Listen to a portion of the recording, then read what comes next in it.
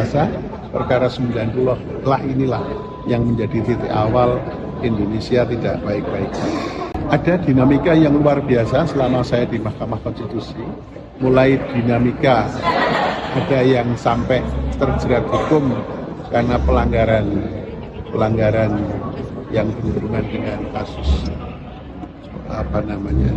tidak pidana, ada pelanggaran etik, dan kemudian ada pelanggaran terhadap konstitusi. Dan itu semua menjadikan dinamika di Mahkamah Konstitusi sungguh luar biasa. Saya paling merasa tidak bisa melakukan tugas mengawal Mahkamah Konstitusi dengan baik pada waktu rapat-rapat putusan hakim yang memutus perkara 90 itu, yang menjadikan saya merasa saya tidak bisa mampu untuk menahan terjadinya konflik-konflik karena perkara 90. Saya merasa perkara 90 lah inilah yang menjadi titik awal Indonesia tidak baik-baik saja. Yang sekarang yang sulung di Undip dan yang bungsu di UNS, dan dua-duanya pengen jadi dosen. Tapi saya sebetulnya pengen anak saya bisa jadi wakil presiden atau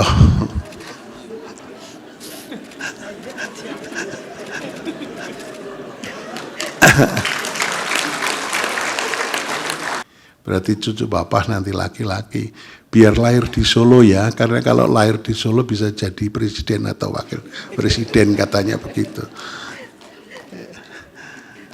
Karena Solo itu berkahnya Indonesia, katanya begitu. Tapi menjadi presiden atau wakil presiden yang baik. Itu doa saya pada cucu saya yang terakhir yang laki-laki ini.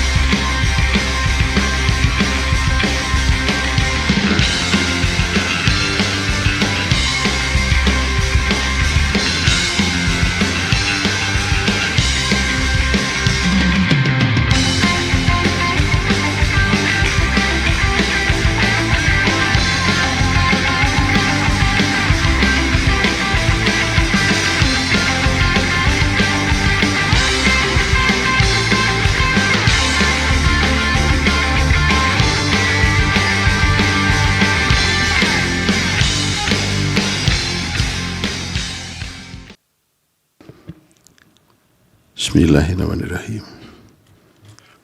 Assalamualaikum warahmatullahi wabarakatuh. Salam sejahtera bagi kita semua.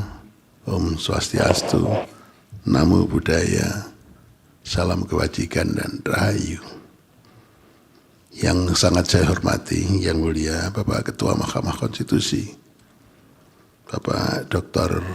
Haji Soehartojo, beserta Ibu, yang mulia Bapak Wakil Ketua Mahkamah Konstitusi, Bapak Profesor Saldi Isra yang mulia, beserta Ibu, yang mulia Hakim Konstitusi, Ibu Profesor Eni Nurbaningsih, beserta Bapak yang sangat saya hormati, yang mulia Bapak Dr. Daniel Smith, Viceroy, dan Ibu yang sangat saya hormati, yang mulia Bapak Ridwan Mansur, serta Ibu yang sangat saya hormati, yang mulia Bapak Profesor Guntur Hamzah, beserta Ibu yang saya hormati, dan yang terakhir Bapak Ridwan Mansur, Pak Arsul Sani, Pak Arsul Sani yang sangat saya hormati, serta Ibu, dan Pak Ridwan yang mulia beserta Ibu yang saya hormati. Yang terakhir sahabat saya yang paling lama, saya sebut terakhir soalnya. Ini orang-orang tua yang sudah tidak berguna lagi di mahkamah untuk segera memasuki usia pensiun. Yang mulia Bapak Dr. Profesor Dr. Anwar Usman beserta Ibu, kalau ada yang sangat saya hormati. Kenapa Prof. Anwar saya sebut terakhir? Karena ini teman lama, jadi saya paling lama beserta beliau. Dan saya teringat pada awal menjadi hakim konstitusi, itu saya tidak bercita-cita untuk jadi pimpinan di sini, tapi waktu itu Prof. Anwar dan Prof. Haryono yang datang ke ruang saya, Prof. Arif supaya mau dicalonkan untuk menjadi wakil ketua Mahkamah Konstitusi. Berkali-kali beliau datang, akhirnya saya, ya karena ini amanah dari Pak Haryono, itu guru saya waktu S2 di UNER, kemudian juga dari Ustadz dari Bima yang mendorong, ya akhirnya saya bersedia untuk jadi pimpinan di Mahkamah Konstitusi. Bapak Ketua, Bapak para hakim dan Ibu, serta Bapak Ibu sekalian yang hadir, termasuk Bapak Sekjen, Bapak Panitra, pada kesempatan yang berbahagia ini, saya mempunyai kesan yang luar biasa di mahkamah ini. Jadi pengalaman saya sebetulnya lebih banyak di perguruan tinggi sebagai dosen, tetapi dinamika kehidupan yang luar biasa itu terjadi di Mahkamah Konstitusi. Mulai dari dinamika yang sifatnya membanggakan, dinamika yang menyenangkan, dan dinamika dengan penuh kesedihan dan kepiluan juga terjadi di Mahkamah Konstitusi ini. Semuanya telah terlewati dalam waktu 13 tahun. Saya merasakan begini, ternyata manusia itu ada batasnya. Batas hidup, batas jabatan, batas karier, dan batas apapun juga. Manusia selalu ada batasnya. Oleh karena itu, saya sebagai orang yang paling tua di ruangan ini, kalau tidak salah sekarang ini, saya berpesan pada adik-adik bahwa manusia itu ada batasnya. Kita harus menyadari bahwa semuanya ada batasnya. Baik batas-batas usia maupun batas-batas jabatan, karier, dan batas mempunyai apapun itu ada batasnya. Oleh karena itu kita harus ikhlas, legowo, bisa menerima batas-batas itu. Saya tidak merasa bahwa saya akan berpisah dengan Bapak Ibu sekalian, para yang mulia, karena keberadaan kita selalu harus diingat dengan baik. Dan saya merasakan menyelesaikan 13 tahun di mahkamah, saya merasa saya sudah melakukan yang terbaik selama yang saya lakukan selama 13 tahun ini, di mana saya semua sudah kita lakukan. Saya pernah menjadi anggota, kemudian menjadi wakil, menjadi ketua terpilih secara aklamasi 2 kali, dan kemudian menjadi anggota kembali. Itu bagi saya tidak ada bedanya, karena kita masih tetap bisa melakukan pengabdian sebaik-baiknya kepada mahkamah, kepada lembaga ini, kepada negara dan bangsa. Kemudian yang berikutnya yang perlu saya sampaikan, bahwa di usia yang semakin tua, itu sebetulnya hanya fisik saja yang kita agak berkurang. Itu saya tunjukkan pada waktu saya awal masuk di Mahkamah Konstitusi, keluar masuk ruang sidang dengan naik tangga itu enggak goyah. Kalau sekarang sudah mulai goyah. Itu saya rasakan, sehingga saya merasakan bahwa fisik memang sudah mulai menua, tetapi kalau dari sisi ingatan, pikiran, dan ide-ide, saya kira saya merasakan malah tambah pinter ini. Saya selama 13 tahun di Mahkamah Konstitusi merasa tambah pintar karena saya bergaul dengan para yang mulia, bergaul pada staf ahli atau staf di Mahkamah Konstitusi yang sumber dayanya luar biasa, yang mampu membantu kita dengan sebaik-baiknya. Dan kemudian saya juga merasa bergaul banyak dengan para ahli yang meliputi berbagai bidang dalam keseharian sidang-sidang. Oleh karena itu terjadi selama 13 tahun lonjakan ilmu pengetahuan, lonjakan kebijakan, lonjakan hal-hal yang menuju ke arah kebaikan, banyak contoh-contoh yang saya mendapatkan dari berbagai sumber yang saya peroleh selama 13 tahun ini. Dan saya sekali lagi karena saya sudah merasakan bahwa hidup ada batasnya. Saya tidak merasa sedih meninggalkan mahkamah, tapi saya akan merasa sedih kalau mahkamah ini kemudian teraniaya dan mahkamah ini tidak bisa berdiri tegak menegakkan hukum, konstitusi, dan ideologi bangsa.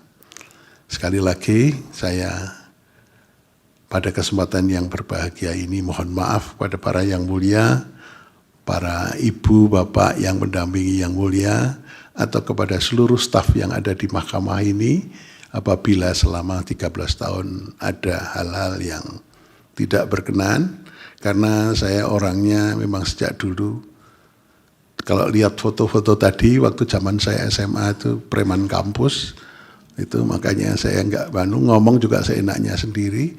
Dan yang terakhir itu saya juga harus mohon maaf pada yang mulia Pak Daniel, karena Ibu Daniel saya mohon maaf, karena kalau RPH saya sering berguru secara kelewat dengan Pak Daniel. Kali saya waktu itu saya juga sampai mengatakan begini. Yang terakhir saya sangat ini Pak Ibu Daniel marah enggak ya? Saya pikir-pikir sampai 2 hari enggak bisa tidur. Karena saya mengatakan waktu Pak Daniel usianya 60, ya Pak Daniel ulang tahun 60 kemarin ya. Saya bilang sama Bu Daniel, Pak Daniel itu harus diawasi, karena nakalnya laki-laki itu setelah usia 60 itu. Nah ini saya merasa, waduh ini nanti kalau menjadi pikirannya Bu Daniel. Padahal Pak Daniel selama ini baik seperti pendeta, setelah usia 60 nanti nggak tahu kayak apa itu. Padahal sebetulnya nggak begitu Ibu, 60 itu sudah tidak berdaya. Jadi harus berpikiran tenang, nggak ada masalah. Dan nggak tahu kecuali Prof. Guntur. Tapi saya tahu Prof. Guntur karena sejak muda, Prof. Guntur itu juga sahabat saya sejak kita pernah bekerja sama pada waktu itu saya menjadi ketua tim penyusun silabi S2 nasional. Kemudian saya minta pada Prof. Aswanto.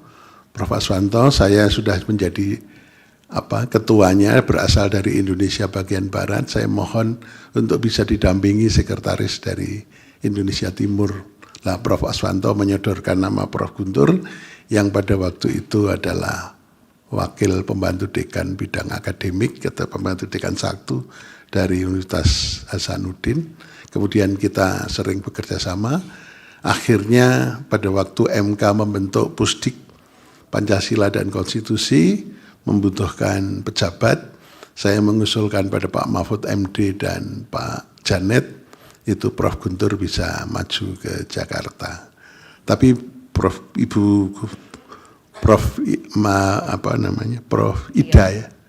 Oh, Prof. Ria, selama di Jakarta meskipun bisa saya awasi terus, keaman-aman saja beliau ini.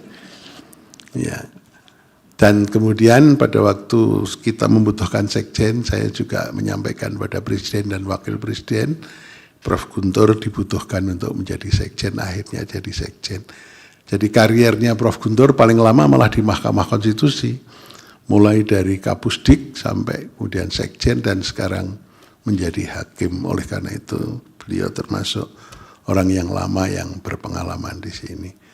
Kemudian yang terakhir saya sampaikan, ini tadi sebelum saya turun, saya ditemui sahabat saya, Datuk Ilhamdi, bapaknya Ibu Leslie.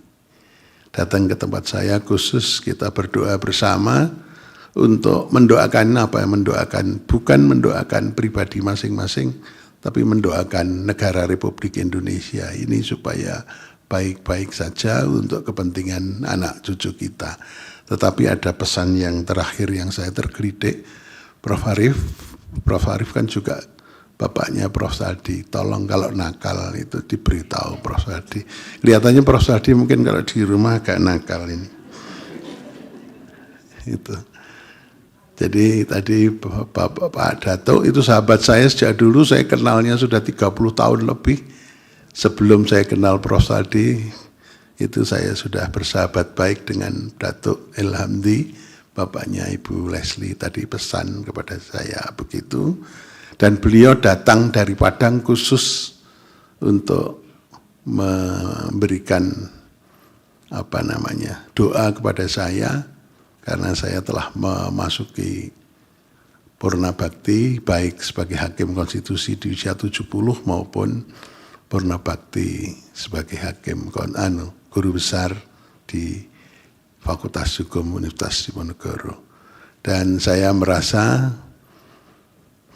semuanya bagi saya indah, meskipun kadang-kadang ada hal-hal yang tidak indah pada waktu kita bergaul bersama selama 13 tahun. Tapi saya merasa banyak indahnya daripada tidaknya selama di Mahkamah Konstitusi. Maka pada kesempatan ini saya titip kepada para staf, tetaplah bisa mensupport para hakim dengan sebaik-baiknya, tunjukkan kualitasnya, karena saya merasa bersama Prof. Guntur ini yang mampu untuk mengembangkan ya Prof secara akademik, para staf bisa sekolah S2, S3, dan ternyata luar biasa staf di Mahkamah Konstitusi. Kemudian tadi juga terpampang sedikit bagaimana saya dibantu beberapa tim sehingga mampu untuk memperkenalkan Indonesia di forum internasional. Saya enggak bayangkan sama sekali orang guru besar dari Semarang bisa berkiprah baik di tingkat nasional maupun di tingkat internasional.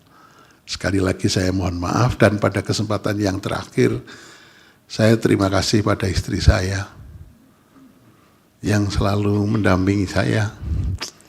Mungkin kalau saya tidak didampingi di Jakarta, saya bisa kawin lagi. Tapi karena istri saya selalu mengikuti saya terus, ya saya terpaksa menjadi baik. Menjadi baik karena apa? Karena selalu didampingi. Dan kebetulan Tuhan mengatur, anak saya sudah besar-besar dan sudah meningkat, sehingga istri saya bisa selamanya berada di Jakarta mendampingi saya. Sehingga saya terborgol dengan cinta yang luar biasa. Begitu juga saya terima kasih pada anak-anak saya yang telah mendukung karier bapaknya, tidak merepotkan, tidak pernah aneh-aneh, tidak minta ini, minta itu, tapi anak-anak memilih berkarier sebagai dosen, yang sekarang yang sulung di Undip dan yang bungsu di UNS, dan dua-duanya cuman pengen jadi dosen. Tapi saya sebetulnya pengen anak saya bisa jadi wakil presiden atau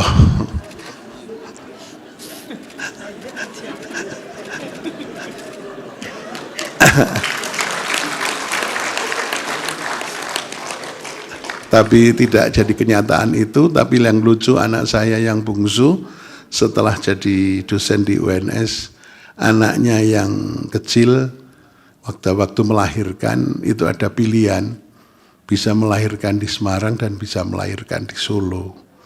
Anak saya Angga mengatakan, "Pak, ini katanya sudah di USG, anak saya laki-laki, berarti cucu bapak nanti laki-laki, biar lahir di Solo ya, karena kalau lahir di Solo bisa jadi presiden atau wakil presiden," katanya begitu. Karena Solo itu berkahnya Indonesia katanya begitu. Tapi menjadi presiden atau wakil presiden yang baik. Itu doa saya pada cucu saya yang terakhir yang laki-laki ini.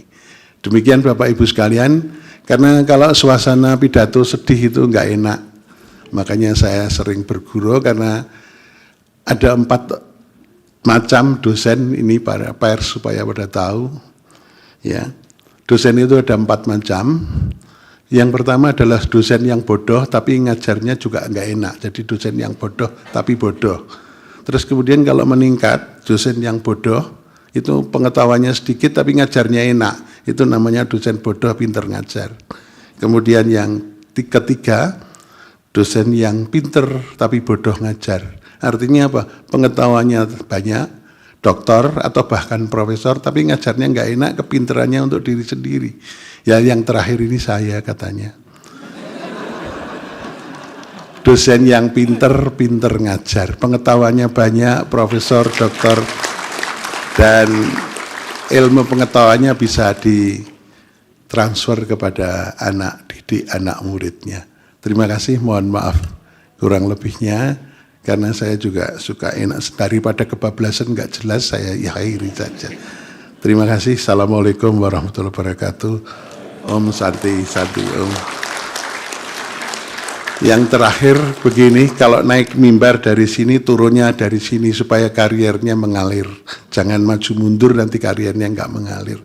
Siapa tahu setelah di sini saya punya jabatan lain lagi.